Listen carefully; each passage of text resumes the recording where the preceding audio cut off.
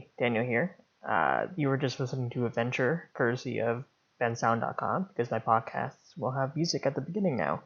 I am the host of the Filmcraziest Show, and I am just hopping in to introduce today's episode, where I was able to speak with Karl Holt, who is mainly the star, writer, and director of the new horror film Benny Loves You, which is about a man named Jack, played by Holt, who throws out his beloved stuffed animal from when he was a child in an effort to quote-unquote grow up.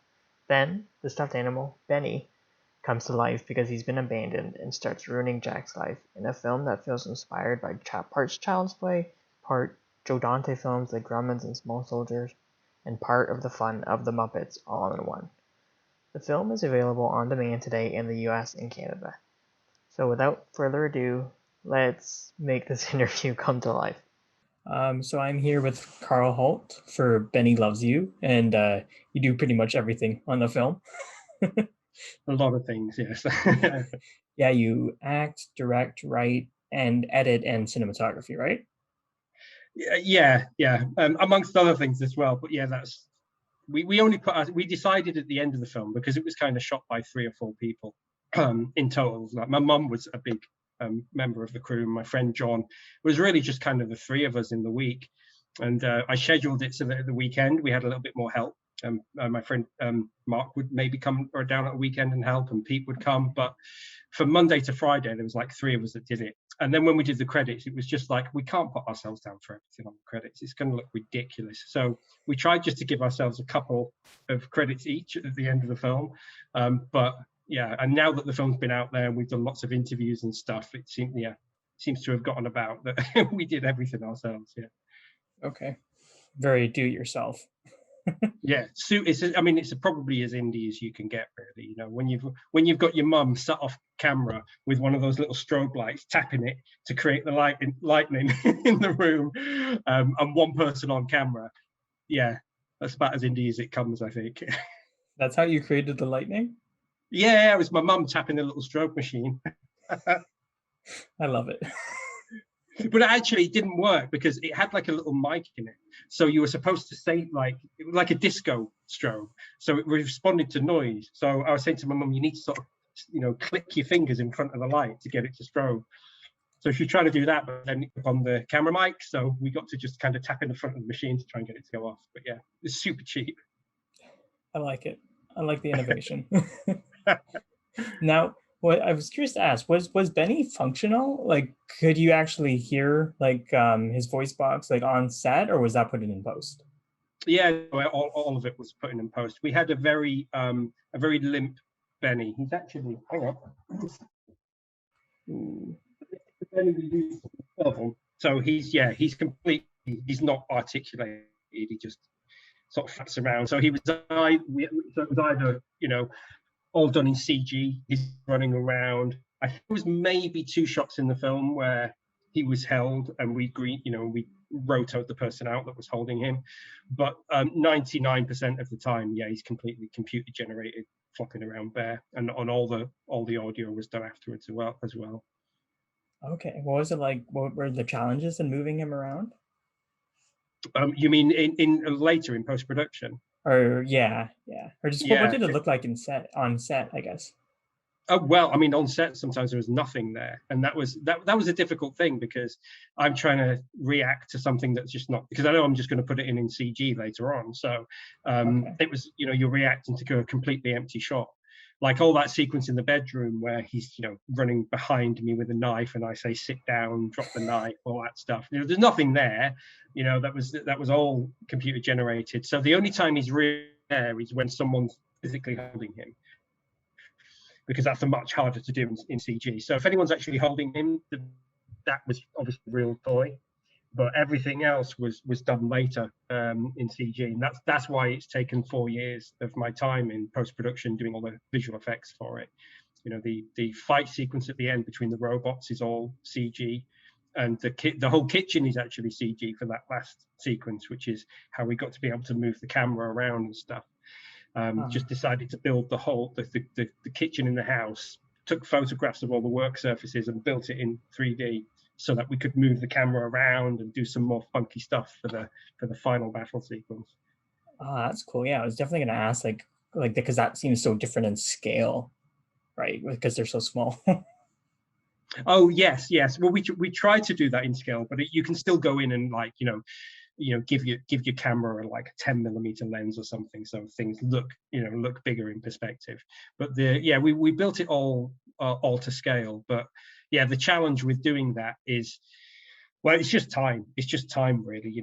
Every single movement has to be done in 3D and lit and rendered, and it was the render time that took. I'd often leave the computer rendering over weekends, because to get kind of a photorealistic result and for the computer to calculate all the bounce lighting that goes on, it's like it might take 48 hours to render a 4-second shot or something. So it was like I'd just queue them up to go over the weekend, and I'd take the weekend off, come back on Monday, see the shot was wrong, and then do it again. There's a lot of trial and error that was going on, but yeah, at least I could do it all in post, so it was all controllable. Now, you mentioned 4 years of post. How long did it take to animate that battle? Oh, the battle itself. Oh God, do you know what? I'd be lying if I said exactly, because the whole thing is just this blur of like 4 years. But I would guess probably the last 20 minutes of the film took me from January to August, I think.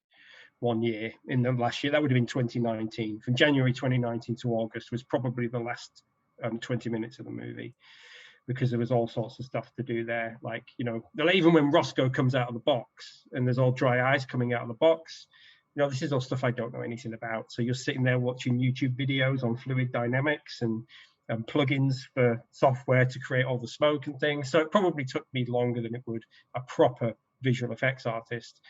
But we're just trying to find any method we could to get what we wanted. So yeah, I'd say 8 months to do that, to do maybe the last 20 minutes of the film, I think. No, I just said I always ask for like obscure stats for like how long it took you to do something. No, it's always good to know, because I like it as well. Like, I heard that recently Jungle Book was like, just to render that film, it would take something like 30 years for a computer to render it. That's just the one computer doing it. So I like hearing stats like that, because you always forget that these big movies, they have 500 people on the visual effects, and then they have a whole render farm set up to do it. So my computer might take 48 hours to do what theirs can do in 3 minutes. So you're really at a disadvantage trying to do this stuff yourself. So you've got to keep it contained and small. Yeah. Okay. Cool. Now, I was curious what inspired you for this, because I imagine you'd be like a fan of Joe Dante films like Gremlins and Small Soldiers, maybe like Jim Henson too. Yes, yeah. Well, I mean, I'm a massive fan of Gremlins. I have a poster behind me in the living room. So Gremlins is a big inspiration. There's even the whole sequence where Dawn in the film, she does the Phoebe Cates Christmas Santa moment from Gremlins, but she does the same thing with her own dad and the Amy doll. So yeah, there's references to Gremlins in there and lots of other movies. So, but I grew up on I grew up on comedy horror and serious horror. So there's a whole mixed bag of Texas Chainsaws in there, with all the flashing of the lights on the little toys, and obviously the chainsaw as well. But there's so many different influences that I took to make it. But not necessarily all from toy movies. That's just part, I think, of what's gone into this. So it's probably a mishmash of a lot of the things that I've been interested in as a kid. What's influenced me growing up as a filmmaker. Okay. Now, when you were writing it, did it stir up any nostalgia for just like your own stuffed animals or toys when you were a kid? Yeah, I think. Well, actually, to be honest, it's probably quite a reflection of myself, in that when I made this film, I'd hit 40, and I'd spent, I've been a freelancer most of my life, but I always said I was going to make a film, and I never did.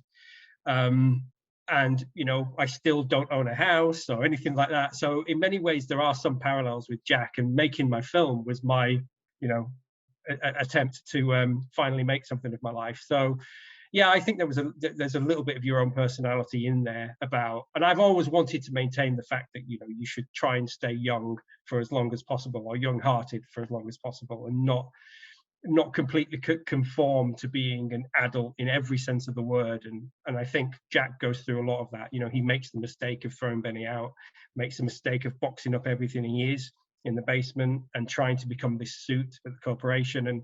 And Benny kind of comes back as if to say, no, you can't do that. You can't just completely hide everything about you and pretend you're somebody else now. So I think as the film goes on, Jack kind of the whole fight sequence at the end is meant to be like him playing with his toys again for the last time. You know, he learns to bring them all back out of the basement and rediscover, you know, who he used to be. So yeah, I think there are some parallels that run definitely with me throughout that. You know, and just try and not let the adult world get you down too much. Yeah, and I think I like the premise just in the way that it's like these toys are supposed to be our security, and yet they're just turning on us. So I always think that's very interesting. Yes, but they turn on you when you turn your back on them. So again, it's that exactly. it's the recurrence of that same theme, that if you deny that part of yourself, then you know consequences will be bad for you. But all the toys in the film, they've all got like little avatars, like all of Richard's sort of insecurities are kind of, you know, in the toy, and Claire's Dawn, sorry, she has some unresolved issues from her childhood that come out in the toy and are resolved through it. And and the same with Jack. You know, Benny does a lot of things that Jack would like to do. You know, everybody that Benny kills is actually somebody that Jack would like to kill, or is somebody that he's not fond of. So there's this kind of parallel between what Benny does and what Jack would want to do if he was you know, completely free. Okay, it's just Benny doing everything for him. yeah, it's like a little avatar. Exactly. Now, what was it like designing Benny? Well, it was based off we made a short film like 10 years ago called Eddie Loves You, which was made with a little Elmo toy. Okay. So there's obviously a lot of inspiration in there, but it was like a design combined with some Muppets, and I wanted him to have very dog-like qualities. You know, it was very important to me that, and I like, you know, and very, like you say, that's why I didn't want the face to move. There he is, like, just, you know, a dog just has that same face the entire time, and can only say certain things, that limited communication. So it was kind of a fusion in the personality. I wanted him to have a dog-like nature, and that kind of comes through in the design as well. And he's got a little. He was meant to be a magician in the first draft of the script, so he's got a little starry waistcoat on. So all these little things went into making him. The little tooth at the front gives him like a baby-like sort of quality, which I wanted.